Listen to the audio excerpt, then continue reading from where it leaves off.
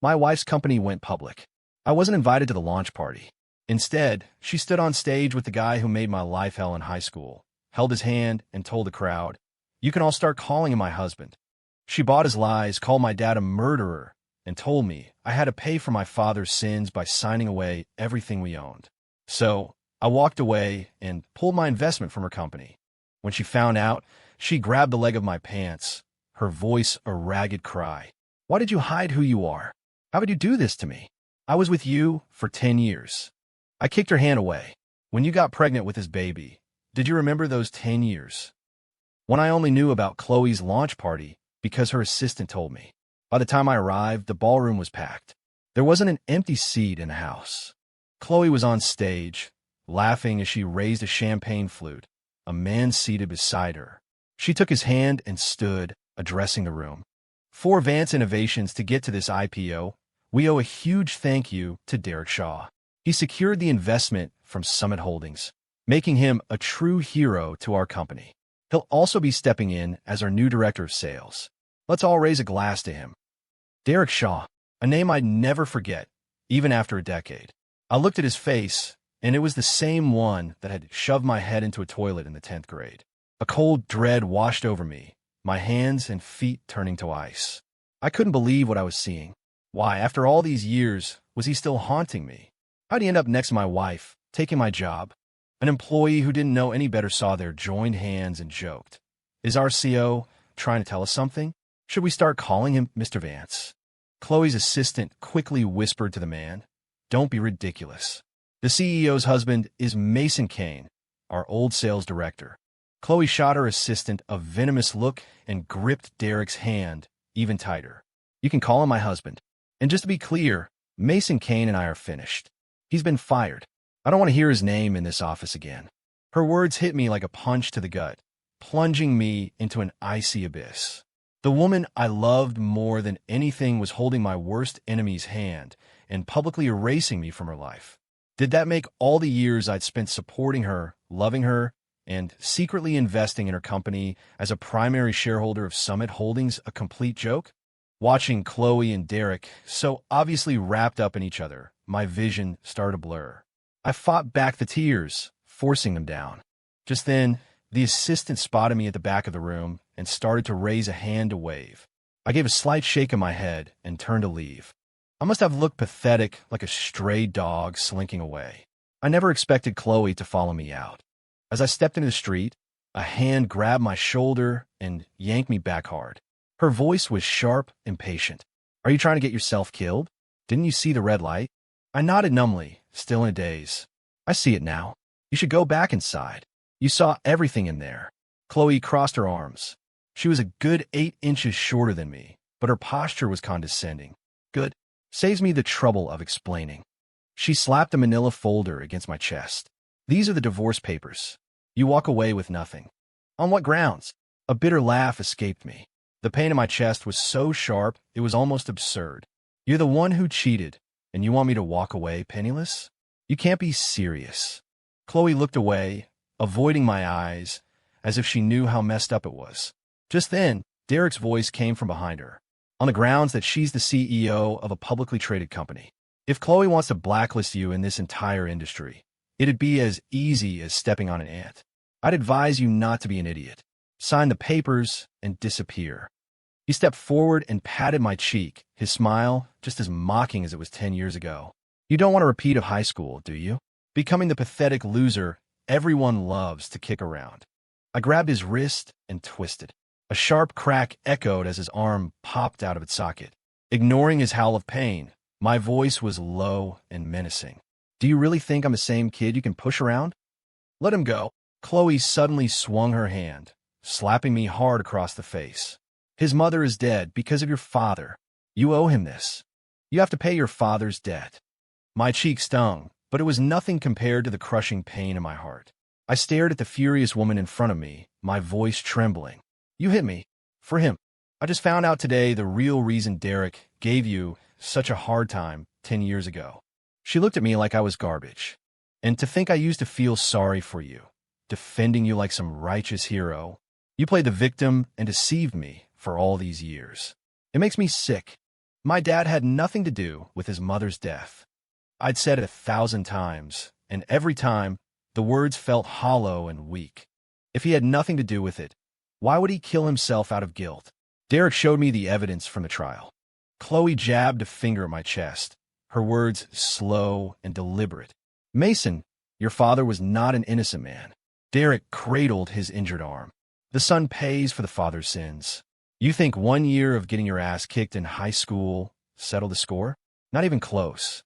I'm going to make you live in misery for the rest of your life. You're going to atone for what your father did to my mother. Derek, stop. I'll take you to the hospital. Chloe gently supported him, her voice soothing. If you want him to pay, I have 1,000 ways to make it happen. She looked back at me, her eyes filled with a coldness I'd never seen before. If you won't sign the papers, I'll see you in court. This is far from over. Watching Chloe help Derek walk away, I was hit by a wave of déjà vu. It was a distorted echo of 10 years ago when she was the one helping me, bruised and bleeding, to the pharmacy. A decade ago, my dad was a driver for Derek's family.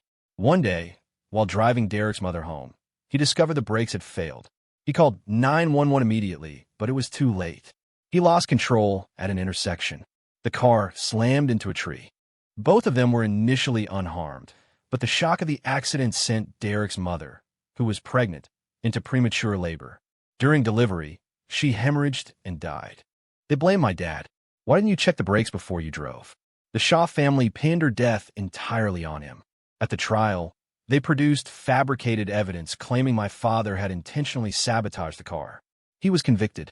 Unwilling to spend the rest of his life in prison for a crime he didn't commit, and desperate to prove his innocence, my dad grabbed a pair of scissors from his defense attorney's briefcase and ended his own life right there in the courtroom. He died an innocent man. The Shaw family, however, twisted his final act into an admission of guilt, and Derek, using the excuse of a son paying for his father's sins, made it his mission to bully me relentlessly with his friends. Because his family was wealthy, no one at school dared to stand up to him. Everyone avoided me like the plague. But Chloe descended into my life like a superhero. When Derek and his crew cornered me in an alley, beating me up, Chloe appeared at the entrance and yelled, "The cops are coming." After they scattered, she crept over to me, looking around conspiratorially. "They're not really coming," she whispered. I tricked them. "Come on, let me help you up. I'll take you to the pharmacy." She had me sit on the curb while she ran inside, returning with a bag full of supplies. She sat beside me, gently dabbing my cuts with an antiseptic wipe. I hissed in pain, and she blew softly on the wound. After she was done, she wrapped it in gauze and, using a marker, drew a cute little rabbit on the bandage. She finished her drawing, looked up at me, and smiled. "A little rabbit to keep you company," she said encouragingly. "Don't walk around with that storm cloud over your head all the time. Life is about moving forward. Mason, you're so smart. You have a bright future ahead of you. It's worth looking forward to." I thought she was my salvation. I never imagined that 10 years later, at the moment I loved her most, she would be the one to drive a stake through my heart. Even she didn't believe me anymore.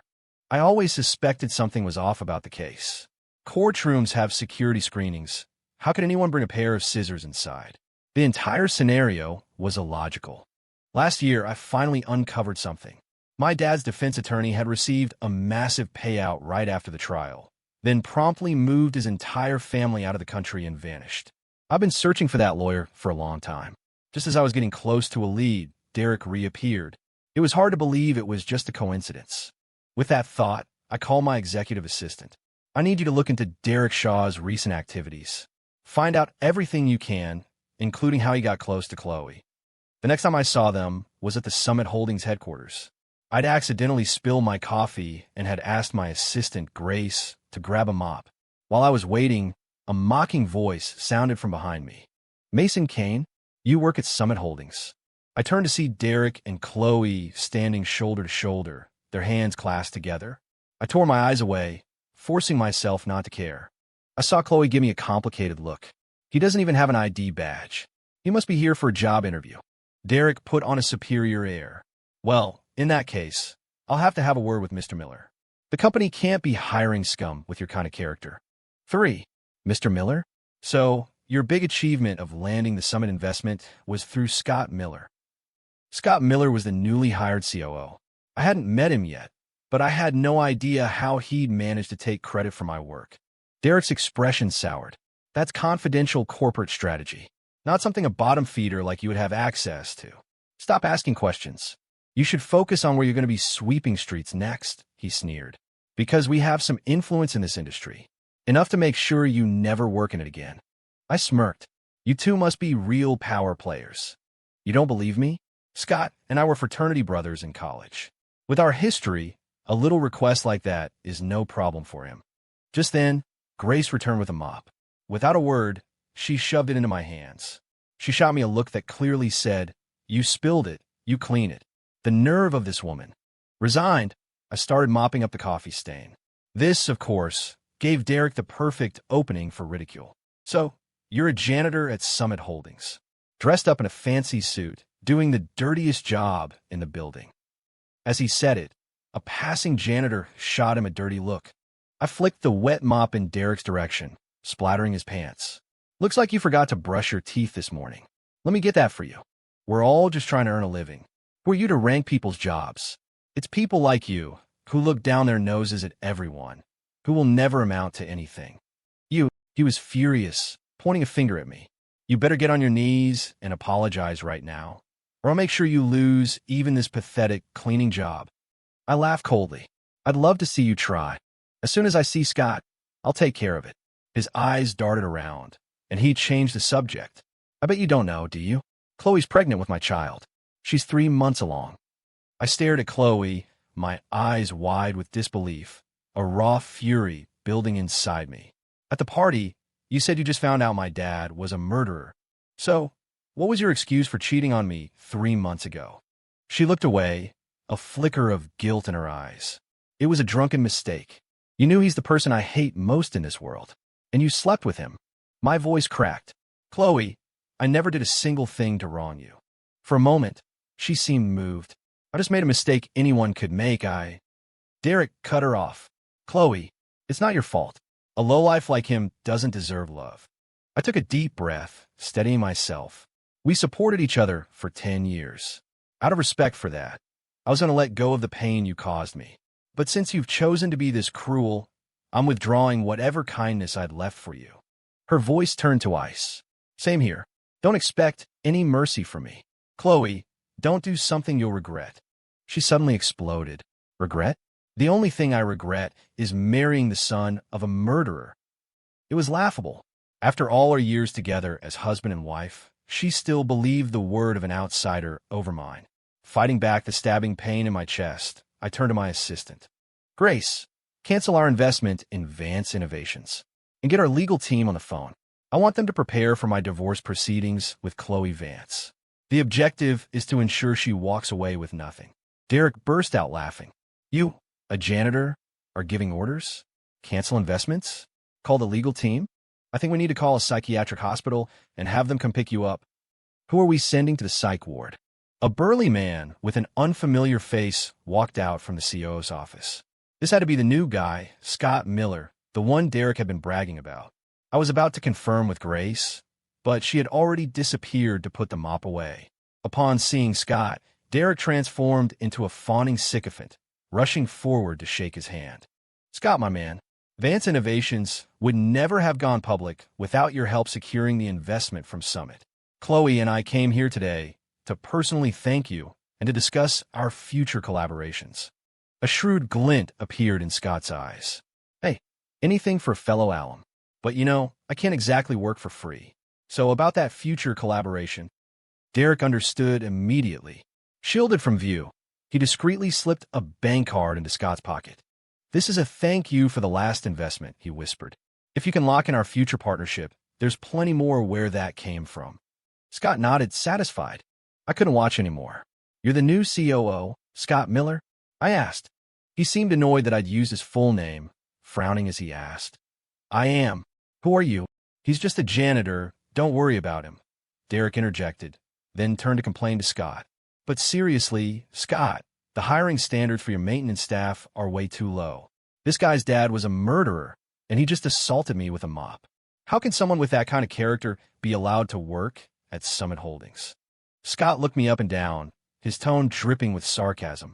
So, just a janitor, huh? All dressed up in a suit and tied to clean toilets. For a second there, I thought you were that mysterious EO everyone talks about, but no one ever sees. At that, both of them erupted in loud, obnoxious laughter. Derek was laughing so hard he had to bend over. That's a good one, Scott. If he's the CEO, then pigs can fly. They howled with laughter, but Chloe's face had become tense. She should have known better. I never made empty threats. I had promised to take care of her, to help her career reach new heights. And I had delivered on every promise. On paper, Chloe was the head of Vance Innovations, but in reality, many of her ideas were too idealistic, too naive. I had always been the one steering the ship from behind the scenes. She had to know I had the power to run a corporation, to pull an investment, and to leave her with nothing. She just didn't want to believe it. By kicking me out so callously, she must have thought she could run the company just fine without me. It was the same charming, laughable naivete she'd always had. I was almost eager to see how long she'd last in the cutthroat world of business, where wolves devoured the unsuspecting. All right, that's enough. Grace, who had returned from putting the mop away and had been enjoying the show, finally spoke up. Scott Miller, even if you don't recognize Mr. Kane, surely you know who I am. I'm his executive assistant.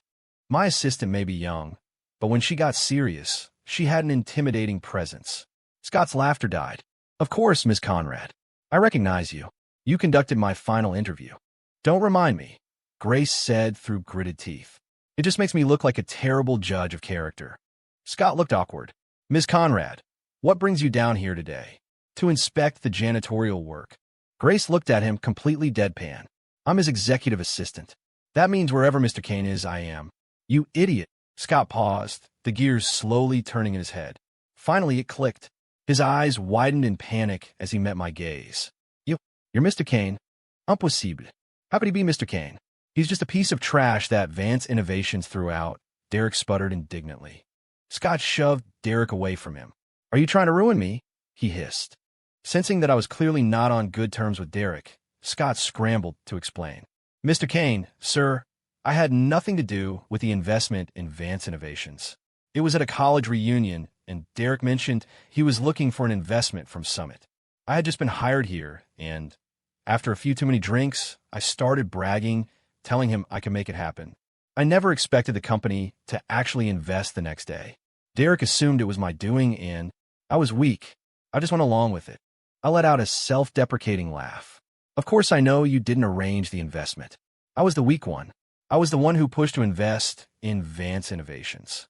At those words, Chloe's eyes went wide, her lips parting as she whispered, It was you. Yes, it was me. I invested in Vance because of you. I looked away from her. But you've never been willing to admit that you got where you are because of me. You hate accepting my help. So, I won't force it on you any longer. I paused, then announced in a clear, firm voice, the Summit Holdings investment in Vance Innovations is officially terminated. No, you can't just cancel it, because you say so. You're just the son of a murderer. How could you be the CEO of a major corporation? You're lying. You have to be lying. Derek lunged at me like a madman. Grace intercepted him with a swift kick that sent him sprawling to the floor. I've been waiting to do that since you walked in here, yapping like a chihuahua. Mr. K may be too decent to touch you, but I'm fully vaccinated. You think I'm scared of you? She pulled out her phone and dialed. Security, get up here and drag this trash out of the building. And post their pictures at the front desk with a notice that reads, These two are banned from the premises. Then she turned to Scott. You're fired. Scott was defiant. On whose authority are you firing me? Ms. Conrad's authority is my authority. I've always been a man of few words. When I hired her, it was because I knew she could be the voice I never was. And she had just proved it.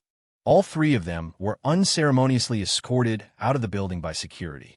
This assistant was turning out to be more perfect for the job than I could have imagined. As she was being dragged away, Chloe looked at me with tear-filled eyes, as if I was the one who had broken her heart. Grace stepped in front of her, blocking her view. Oh, so now you know how to play the victim? Where was this act when you and your boy toy were humiliating Mr. Kane a few minutes ago? Chloe screamed. What would you know? I'm crying because he used to care about me so much. And now he's so heartless he's trying to destroy my company and leave me with nothing. That's rich. Weren't you trying to do the exact same thing to him? So it's okay for you to do it, but not for him to do it to you? Wow, talk about double standards. And for the record, we're just pulling our investment. We never said anything about destroying your company. Don't go putting words in our mouths. Chloe ignored her, shouting my name over and over. Mason, are you really this cruel? After 10 years together, is this how it ends? With us destroying each other? Mason, Moss. Her voice finally faded as the doors closed behind her. A wave of relief washed over me. To say her theatrics didn't affect me would be a lie. She was the woman I had spent a decade of my life with. You don't just turn off feelings like that. But she had crossed a line, and if I was going to make a clean break, I couldn't afford to be soft. I instructed Grace to gather evidence of Chloe's infidelity. It was easy. Derek had already moved into the house Chloe and I had shared. Looking at the photos and videos, a wave of nausea rolled through my stomach. There was Derek, wearing the silk pajamas Chloe had bought for me, in the bed we once shared with Chloe. They were together until the early hours of the morning, then fell asleep in each other's arms. I couldn't understand how someone could change so quickly. In just 3 short months, Derek had completely replaced me in Chloe's heart. Then Grace told me they had been in contact since last year. Last year, that was right around the time I found out the defense attorney had taken the money and run. The suspicion grew stronger. Did Derek pay off the lawyer? But why would he do that? It couldn't have been just to frame my father. Was it all just to take away the most precious thing in my life?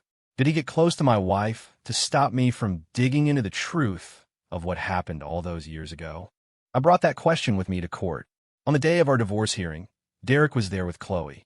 As I walked past him, I whispered, "I've been in touch with your father's old defense attorney. He's on his way back to the States as we speak." I didn't miss the flash of panic in Derek's eyes, though he quickly masked it with a look of indifference. "What's that got to do with me? You should be more worried about this hearing. You're about to lose." His reaction confirmed it. My father's death was connected to him. I saw the way his hand clenched into a tight fist, a dead giveaway of his anxiety. But the full truth would have to wait for the lawyer's return. When Derek said I was going to lose, I didn't understand his confidence. It turned out Chloe's trump card was to accuse me of cheating. When I saw the evidence, I almost laughed out loud. She had learned Derek's dirty tricks.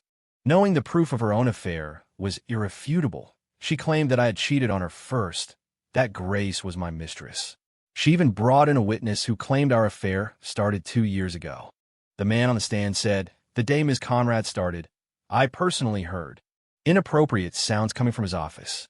Mr. Kane wasn't in the office often, but every time he came, Ms. Conrad would be ecstatic.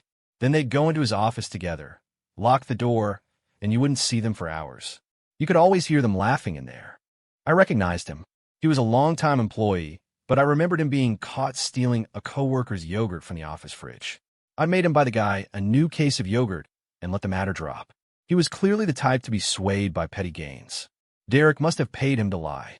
I easily found the hole in his story. If I recall correctly, your desk is nowhere near the executive offices. It's not even on the same floor. So how exactly did you hear all of this? And you heard us laughing happily every time? If you were away from your desk that often during work hours, that's grounds for a formal reprimand. Furthermore, I added, whatever money he bribed you with probably isn't even worth a few months of your salary. Did you ever stop to think about which is more important? Your job or this pathetic little payoff? The witness panicked, stammering, Derek shot up from his seat in the gallery. Objection. He's threatening the witness. The judge banged his gavel. Quiet.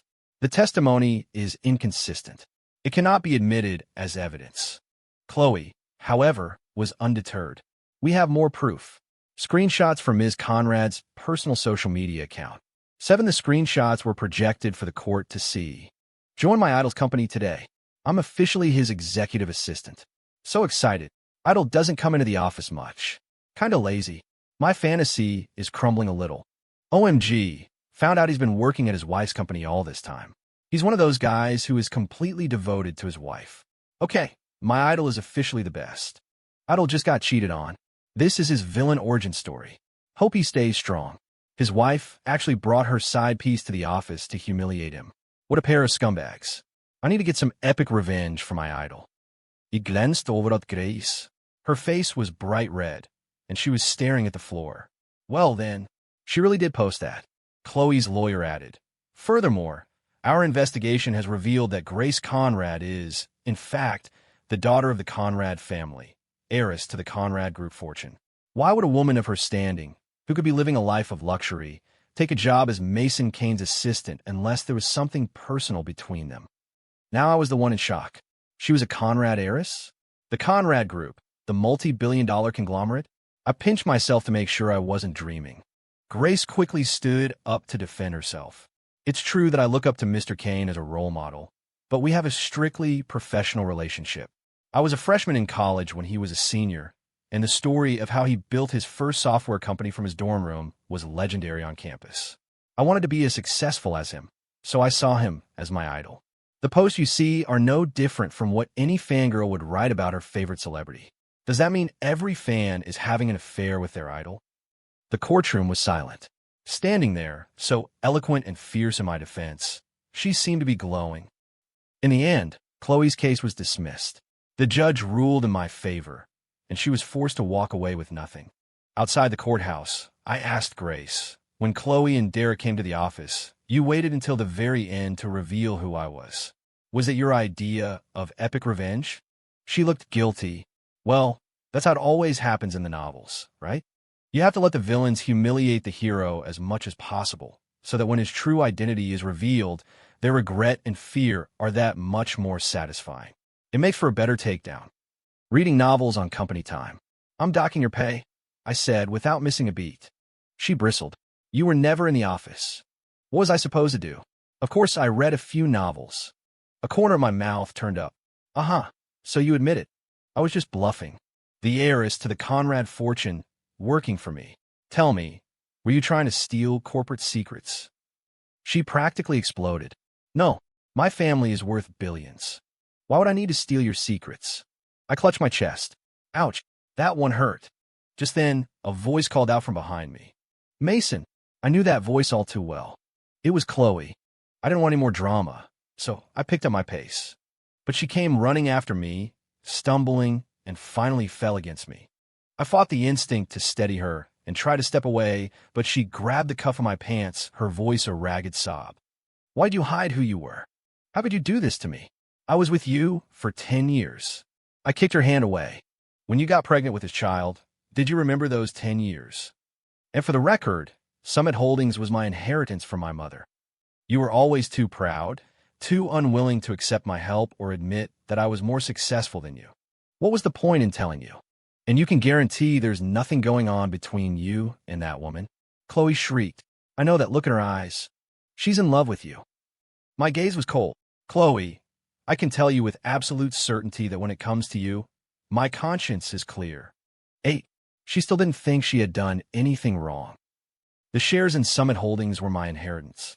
My mother had started the company from scratch.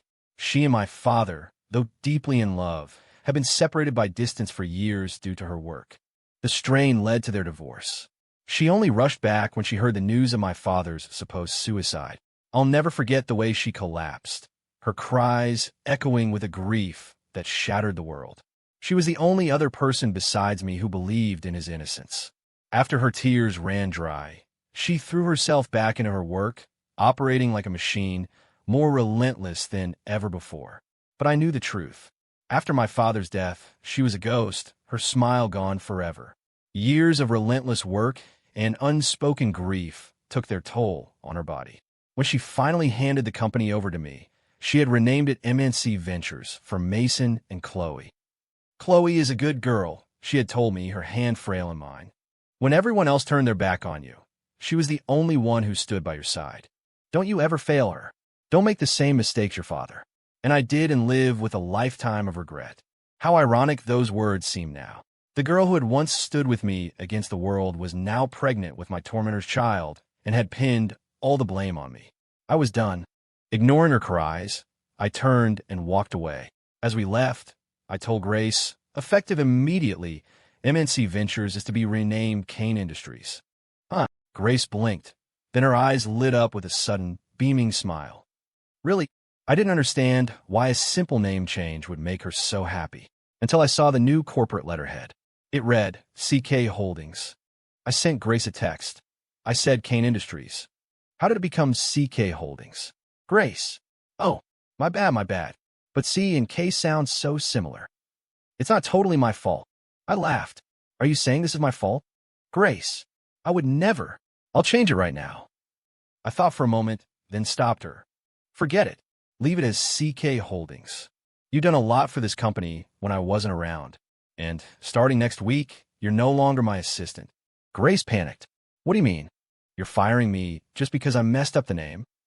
I replied, I'm promoting you. You're wasted as an assistant. No, I want to be your assistant. Chloe was right about one thing. I like you. And now that you're single, I'm allowed to pursue you. So I need to stay by your side. Grace's sudden confession caught me completely off guard. I typed back, Grace, I'm 6 years older than you. Do you know what that means? She replied, they say an age gap brings good fortune. Means we'll be doubly fortunate. I wrote, it means when I was in college, you were in elementary school. She was silent for a long time. Finally, a new message appeared. Damn, don't put it like that. I added, I'm not a monster. After that conversation, we didn't speak for a while. I insisted on her promotion to general manager. As I expected, she excelled. She was a natural leader, decisive and sharp, a true corporate powerhouse. But the youthful energy she once had seemed to have faded, replaced by a steely professionalism. She faced difficult clients and ruthless competitors, stumbling at times, but always learning, growing at an astonishing rate. I knew she was going through a painful transformation, and I wasn't sure if pushing her into it was the right thing to do. But she was the sole heir to the Conrad fortune. She would have to take over her family's business one day. This trial by fire would prepare her for what was to come. What I didn't expect was that on top of her new duties, Grace was still looking into my father's case. The day the defense attorney, Walsh, flew back into the country, he was immediately picked up by Derek's men. By the time Grace got to him, he was on the verge of death, nearly silenced for good. Grace saved him and brought him directly to me. I had just finished a meeting with Derek's older sister, the new CEO of the Shaw family's company, where I'd learned a shocking piece of information. You know about the history between me and Derek, right? I had asked her, your family accused my father of murdering your mother. Why would you want to partner with me? She gave a dismissive smile. Derek? He's just the adopted son. The family business would never go to an outsider. Besides, what happened back then wasn't so simple. But I have a feeling you're about to find that out for yourself. She left me with that bombshell, walking out with the signed contract and leaving me to reel with a dozen new theories. I was desperate to find Walsh and get the truth. And then, as if on cue, Grace walked in with him. The lawyer seemed to be in shock, his eyes fixed on the floor, his lips trembling uncontrollably. Grace put a reassuring hand on his shoulder. Attorney Walsh, after what Derek just tried to do to you, are you still going to protect his secrets? Tell us the truth. We're the only ones who can help you now. Walsh fumbled for his phone. No, I can't say anything. I have to call the police. They'll handle him. Grace stopped him, grabbing his wrist. Don't you get it? The Shaw family has deep pockets. If calling the cops worked, Mr. Kane's father wouldn't have died an innocent man. Do you want to end up the same way? Walsh suddenly collapsed, sobbing. I never wanted to be a part of it. My daughter needed surgery, and he offered me a huge sum of money to help with the frame-up. I rushed forward and grabbed his shoulders, my emotions barely in check. The brakes on that car, were they tampered with? Was it really an accident and the video was faked? Or was it someone else? It was me, he said, looking at me with immense guilt. I have a similar build to your father. I wore his work jacket and a hat. I looked almost identical to him. His eyes darkened, and the person behind it all was Derek. His only goal at the time was to cause his adoptive mother to miscarry. He had overheard his parents talking. They found out the baby was a boy, and they said, Derek is just adopted. The company has to go to our biological son. Derek told me, put on this uniform. Even if they find out the brakes were tampered with, they'll assume the driver did it. It will have nothing to do with us. He thought that if the baby was gone, he would be the sole heir. He never expected both of them to die. I wondered if the Derek of back then could have ever predicted that, years later, his sister would be the one to seize control of the company, leaving him with nothing. All his scheming had been for naught. And at the trial, I pressed, "Why did you have a pair of scissors?" "Derek brought them," he said quickly. "He told me to tell your father, you go to prison now, and you're throwing away half your life. By the time you get out, the world will have left you behind. A prison record will ruin your son's future. You're better off dead. It's the only way to prove your innocence without destroying your son's life." "So my dad listened to you, and he killed himself right there?" My voice shook with a rage so intense I wanted to kill them both. But I held back. I wouldn't become like them. "I'm sorry, I'm so sorry." He kept repeating, bowing his head to the floor. Suddenly, he looked up as if remembering something else. "And you? Last year, Derek had me buy a slow-acting poison for him overseas. I think he was planning to kill you, using your wife to administer it. So that was it. That was his motive for getting close to Chloe. It all made sense. The moment he knew I was getting close to the truth, he panicked and made his move on Chloe, hoping to eliminate me quietly so the truth about my father would be buried forever. But if he was that ruthless, why didn't he just kill Walsh years ago instead of waiting until now? I had a feeling there was still something he wasn't telling me. Then we took Walsh to the police station, and Derek was arrested. Walsh confessed to everything, holding nothing back about his own crimes or Derek's. It was only when they were brought face to face that I understood what he had been hiding. The moment Walsh saw Derek, his grief and rage exploded. "I never thought that enabling you all those years ago would turn you into this monster. You feel no remorse. You were even willing to kill your own father." "I was so wrong," he cried. "We both belong in prison for what we've done." Of course. That's why he would help Derek commit such a heinous crime. And that's why Derek would leave such a dangerous loose and alive. Derek Shaw was Attorney Walsh's biological son. Even in handcuffs, Derek struggled, roaring, "When did I ever try to kill you? If I wanted you dead, I would have done it 10 years ago. You're still denying it? You ungrateful son. You're just a senile old fool." As their bitter accusations filled the room, I shot a questioning look at Grace. She had the decency to look guilty, nervously touching her nose. I knew it instantly. I pulled her into an empty hallway. "Are you out of your mind? You posed as Derek's men and kidnapped Walsh." "What are you talking about?" "I have no idea what you mean," she said, her eyes darting everywhere, but at me. I just stared at her, saying nothing, until she wilted under my gaze. Finally, she slumped in defeat. "Okay, Fina. The men who picked up Walsh at the airport worked for me. I had to make him believe Derek wanted him dead. I needed him to see us as his only lifeline. His choice was simple.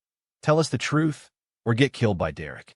As for all that talk about the Shaw family being untouchable, he's been out of the country for so long, he doesn't realize how much things have changed. Besides, the Shaws have cut Derek off. He's nothing now." She finished with a sly grin. "Pretty smart, huh? Don't worry, I was very careful." I gave her a fake smile, then dragged her back inside to confess. Normally, what she did would have been a serious offense, but given that it led directly to solving a cold case, and we came forward voluntarily, we got off with a stern lecture that lasted until well after dark. But before we left, there was one more thing I had to do. In the interrogation room, I looked at Derek's defeated eyes. "Why?" I asked. "Why did you frame my father?" A twisted, malicious smile spread across his face. "Because I wanted to drag you down into the mud with me. You were just a driver's son, but you had the looks, the grades. Even the girl I liked only had eyes for you. I couldn't stand the thought of a driver's son outshining me. It was that simple. And it worked, didn't it? You became exactly what I wanted, a pariah that everyone pointed at and whispered about. That year must have left some deep scars, right? I bet you still have nightmares about it. Ha ha. Your father died because of you. You both deserve to die." He laughed with a chilling glee, as if he were the victor. I understood then that only the person who frames you can truly know how innocent you are. What they want is to see you break, to see you fall into despair and never get up again. Even now, he was trying to provoke me, to get me to lash out, but I wouldn't give him the satisfaction. He was the one who had lost everything. I stood up, a feeling of utter indifference washing over me. Talking to someone like him was a waste of time. Your entire life is defined by seeing the good in others and feeling nothing but the need to destroy it, instead of trying to be better yourself. Derek, you were always destined to be a failure. A nobody. I left him with those words, walking out as his world shattered behind me. 11 outside. Snowflakes were beginning to fall from the dark sky. The cold air stung my nostrils.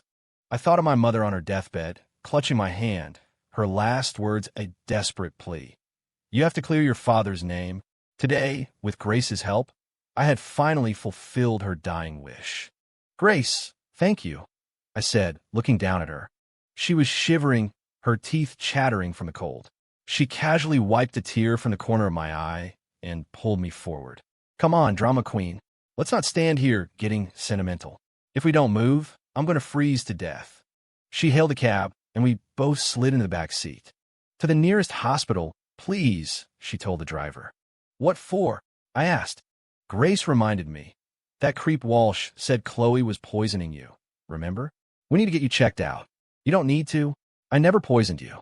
As terrible as I've been, I would never harm the man I slept next to every night. The voice came from the driver's seat. The cab hadn't moved. Chloe, what are you doing driving a cab? Grace asked, stunned. Chloe's eyes found mine in the rearview mirror. My company went bankrupt. So even though I just had a miscarriage, I have to be out here earning money to pay off my debts. Are you saying that to make Mason feel sorry for you? Grace pulled me out of the car, then turned back and made a face at Chloe. Well, as you can see, Mason is mine now. He doesn't feel sorry for you, and he doesn't believe you. We're still going to the hospital, just not in your car. Who knows if you just drive us into a river?